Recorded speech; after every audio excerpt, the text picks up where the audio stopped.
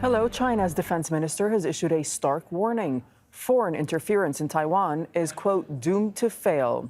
Wei Fenghe's address at the Shangri-La dialogue in Singapore focused on Beijing's stance on Taiwan. Tensions between China and the U.S. are front and center on the last day of the summit.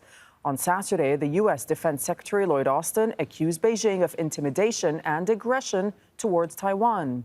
China says the island's reunification with the mainland is inevitable. We will resolutely crush any attempt to pursue Taiwanese independence. Let me make this clear. If anyone dares to secede Taiwan from China, we will not hesitate to fight. We will fight at all costs, and we will fight to the end. This is the only choice for China. Well, we have two correspondents covering this story. Adrian Brown is in Hong Kong, but first, let's bring in Jessica Washington. She's joining us live from that summit taking place in Singapore right now. So what more did the Chinese foreign minister have to say, Jessica? In just a short speech, he covered a range of topics, mostly discussing the regional flashpoints. But throughout the speech, he made a point of really contrasting the way China describes the U.S. approach in the Asia-Pacific versus what Beijing's approach is. He characterized Beijing's approach as one that is inclusive, one that is supportive to helping the region develop, one that has serious ties with the region and is respectful of the region, versus the way he characterized Washington as a meddling, unhelpful partner in the region. Apart from, of course, those strong quotes on Taiwan, the minister also talked about other contentious issues, such as the South China Sea.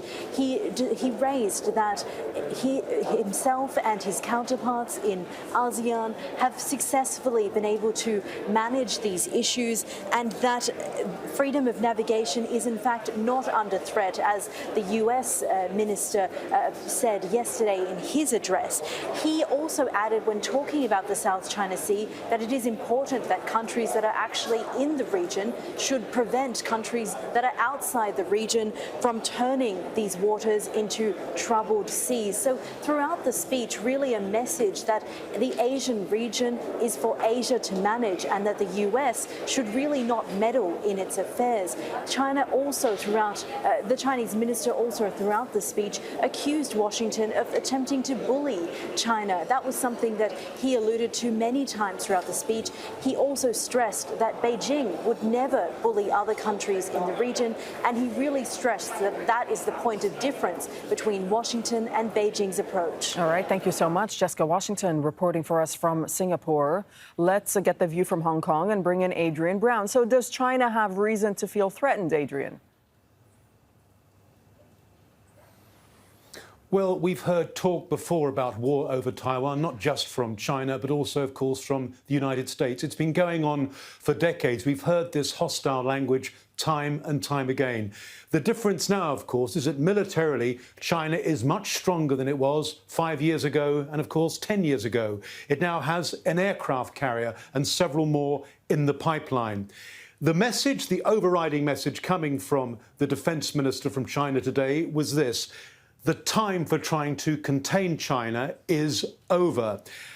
Asian countries, though, of course, are feeling nervous. They don't want to find themselves in a position where they are forced to take sides. They want to deal with China because China is the region's biggest economy. They want to deal with the United States because the US is the world's biggest economy. China is also concerned about something else. It's what it says is a NATO-style security bloc that the United States wants to establish in this region. Now, that bloc would comprise Japan, Australia, India, and the United States. And China has accused the United States of trying to hijack countries in this region. Beyond Taiwan, and it remains the principal flashpoint here at the moment, there is deepening concern on the US side about what it says are dangerous and provocative aerial and also naval maneuvers being taken by its military, not just in the area of Taiwan, but also in the South China Sea and the East China Sea. And the big worry is this, is that the military brinkmanship could one day spiral out of control. All right, thank you so much. Adrian Brown reporting from Hong Kong.